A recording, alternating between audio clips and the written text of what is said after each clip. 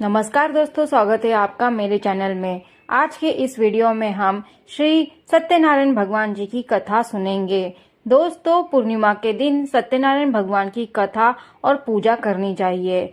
ऐसा माना जाता है कि पूर्णिमा के दिन सत्यनारायण व्रत की कथा सुनने का फल हजारों सालों तक किए गए यज्ञ के बराबर होता है।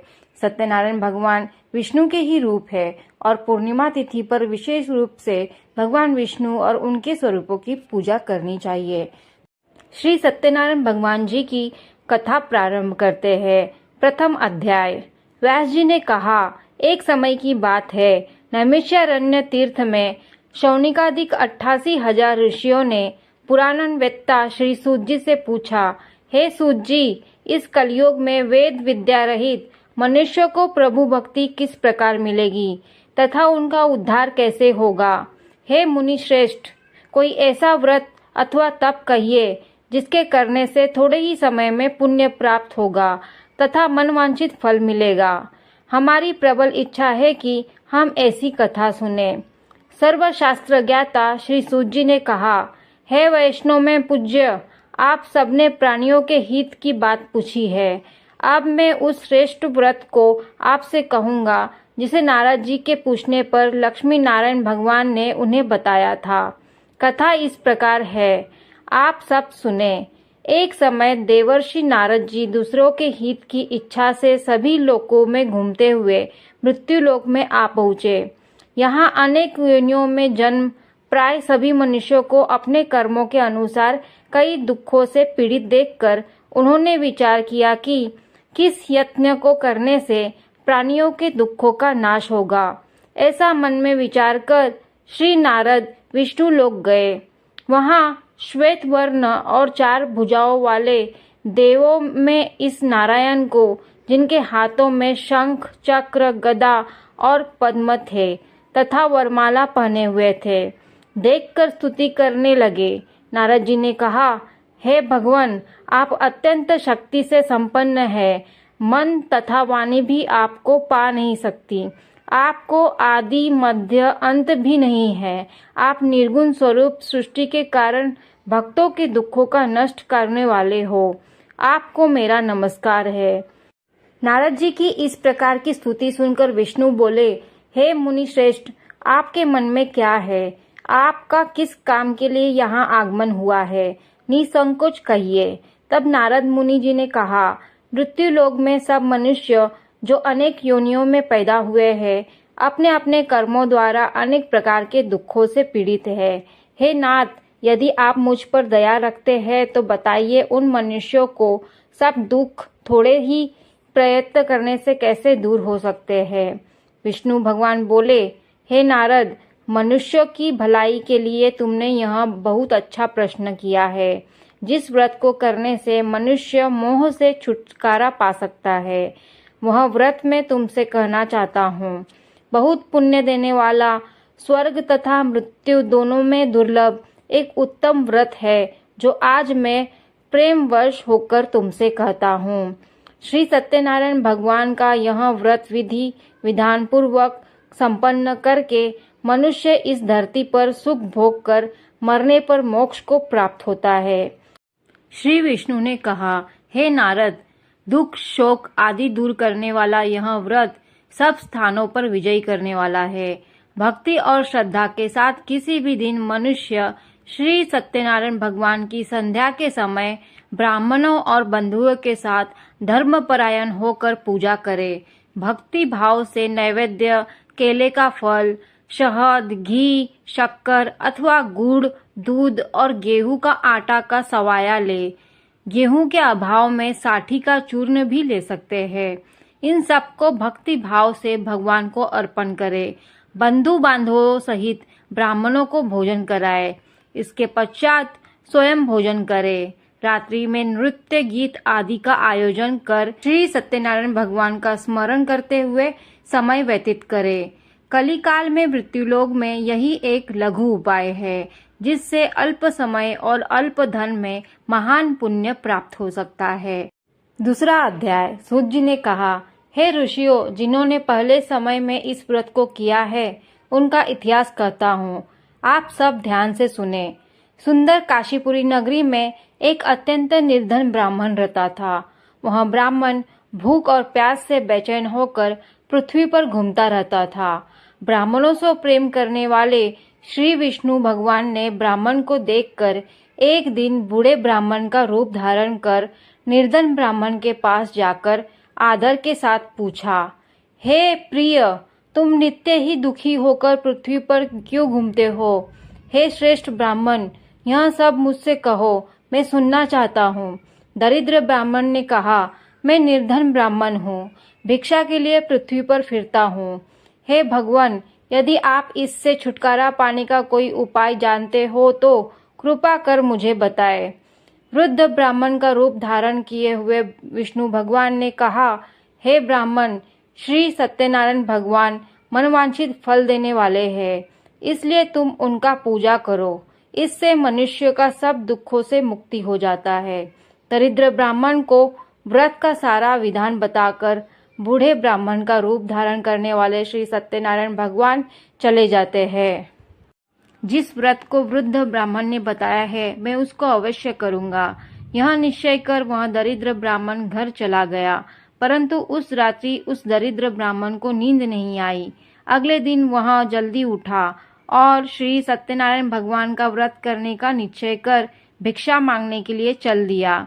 उस दिन उसको भिक्षा में बहुत धन मिला, जिससे उसने पूजा का सामान खरीदा और घर आकर अपने बंधु बांधवों के साथ भगवान श्री सत्यनारायण का व्रत किया। इसके करने से वह दरिद्र ब्राह्मण सब दुखों से छूटकर अनेक प्रकार की संपत्तियों से युक्त हो गया। तभी से यह विप्र हर मास व्रत करने लगा। इस प्रकार सत्यनारायण भगवान के व्रत को जो शास्त्र विधि के अनुसार करेगा, वह सब पापों से छूटकर मोक्ष को प्राप्त होगा। आगे जो मनुष्य पृथ्वी पर श्री सत्यनारायण भगवान का व्रत करेगा, वह सब दुखों से छूट जाएगा। इस तरह नारद जी ने सत्यनारायण भगवान का कहा हुआ व्रत मैंने तुमसे कहा। हे विप्रो, अब आप और क्या सुनना चाहते हैं, मुझे बताएं। ऋषियों ने कहा, हे मुनीश्वर, संसार में इस विप्र से सुनकर किस किस ने इस व्रत को किया, यह सब सुनना चाहते हैं। इसके लिए हमारे मन में श्रद्धा है। श्री सूत जी ने कहा, हे मुनियों, जिस जिस प्राणी ने इस व्रत को किया है, उन सब की कथा सुनो। एक समय वह ब्राह्मण धन और ऐश्वर्य के अनुसार बंधु बांधवों के साथ अपने घर पर व्रत कर रहा था। उसी समय एक लकड़ी बेचने वाला बूढ़ा व्यक्ति वहां आया। उसने सिर पर रखा लकड़ियों का गट्ठर बाहर रख दिया और विप्र के मकान में चला गया। प्यास से व्याकुल लकड़हारे ने विप्र को व्रत करते देखा। वह प्यास को भूल गया। उसने उस विप्र को नमस्कार किया और पूछा, हे विप्र, आप यह किसका पूजन कर रहे हैं? इस व्रत से आपको क्या फल मिलता है? कृपा करके मुझे बताएं। ब्राह्मण ने कहा, सब मनोकामनाओं को पूरा करने वाला यह श्री सत्यनारायण भगवान का व्रत है। इनकी ही कृपा से मेरे यहाँ धन धान्य आदि की वृद्धि हुई। विप्र से इस व्रत के बारे में जानकर वह लकड़हारा बहुत प्रसन्न हुआ।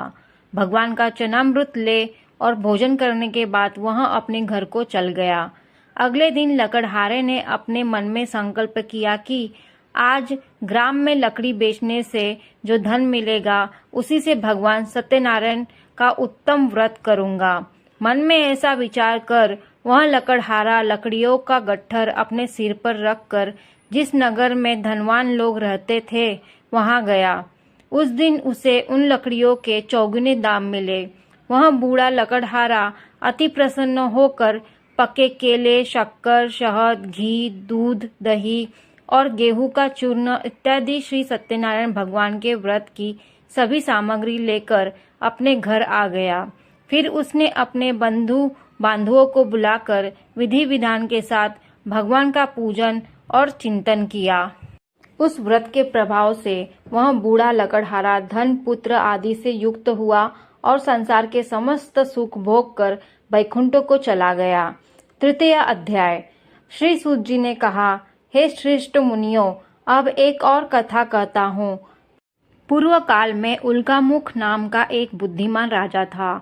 वह सत्य वक्ता और जितेंद्रिय था। प्रतिदिन देवस्थानों पर जाता था तथा गरीबों को धन देकर उनके कष्ट दूर करता था। उसकी पत्नी सुंदर और सती साध्वी थी।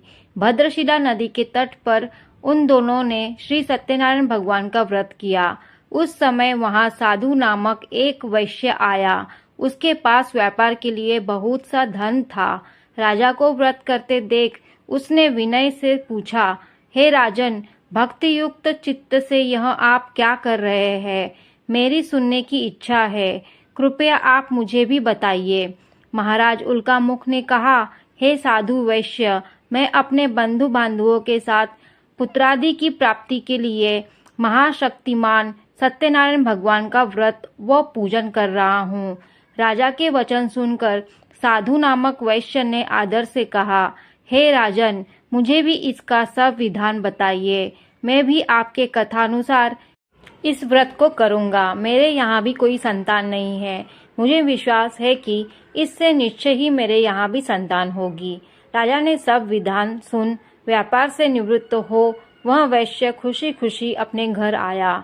वैश्य ने अपनी पत्नी लीलावती से संतान देने वाले उस व्रत का समाचार सुनाया और प्रण किया कि जब हमारे यहाँ संतान होगी तब मैं इस व्रत को करूंगा। एक दिन उसकी पत्नी लीलावती सांसारिक धर्म में प्रवृत्त होकर गर्भवती हो गई। 10वें महीने में उसने एक सुंदर कन्या को जन्म दिया। कन्या का नाम कलावती रखा गया। इसके बाद लीलावती ने अपने पति को स्मरण दिलाया कि आपने जो भगवान का व्रत करने का संकल्प लिया था, अब आप उसे पूरा कीजिए। साधु वैश्य ने कहा, हे प्रिय, मैं कन्या के विवाह पर इस व्रत को करूंगा। इस प्रकार अपनी पत्नी को आश्वासन देकर वह व्यापार करने चला गया। काफी दिनों पश्चात वह लौटा तो उसने नगर में सखियों के साथ अपनी पुत्री को खेलते देखा। वैश्य ने तत्काल एक दूत को बुलाकर कहा कि उसकी पुत्री के लिए कोई सुयोग्य वर की तलाश करो। साधु नामक वैश्य की आज्ञा पाकर दूत कंचन नगर पहुंचा और उनकी लड़की के लिए एक सुयोग्य वणिक पुत्र ले आया। वणिक पुत्र को देखकर साधु नामक वैश्य ने अपने बंधु बांधवों को सहित प्रसन्न चित्त होकर अपनी पुत्री का विवाह उसके साथ कर दिया। वैश्य विवाह के समय भी सत्यनारायण भगवान का व्रत करना भूल गया। इस पर श्री सत्यनारायण भगवान क्रोधित हो गए। उन्होंने वैश्य को श्राप दिया कि तुम्हें दारुण दुख प्राप्त होगा। अपने कार्य में कुशल साधु नामक वैश्य अपने जमाई सहित नावों को लेकर व्यापार करने के लिए समुद्र समीप स्थित रत्नसारपुर नगर में गया। दोनों ससुर जमाई चंद्रकेतु राजा के नगर में व्यापार करने लगे। एक दिन भगवान सत्यनारायण की माया से प्रेरित एक चोर राजा का धन चुराकर भाग रहा था। राजा के दूतों ने अपने पीछे आते देख चोर ने घबराकर राजा के धन को उसी के नाव में चुपचाप रख दिया। वहां वे ससुर जमाई ठहरे थे। ऐसा करने के बाद वह भाग गया। जब दूतों ने उस साधु वैश्य के पास राजा के धन को रखा देखा तो ससुर जमाई दोनों को बांधकर ले गए और राजा के समीप जाकर बोले, हम ये दो चोर पकड़कर लाए हैं, कृपया बताएं कि इन्हें क्या सजा दी जाए। राजा ने बिना उन दोनों की बात सुने उन्हें कारागार में डालने की आज्ञा दे दी।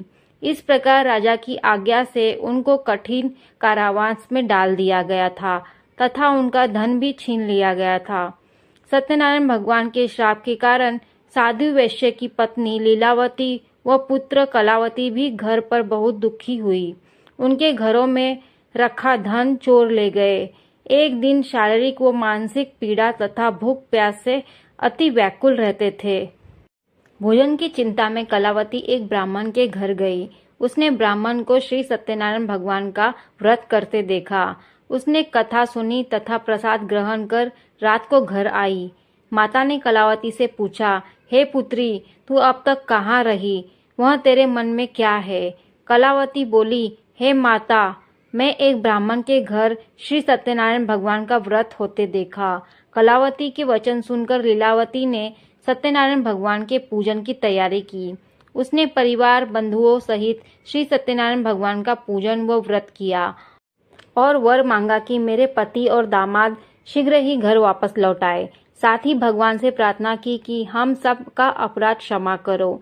श्री सत्यनारायण भगवान इस व्रत से संतुष्ट हो गए।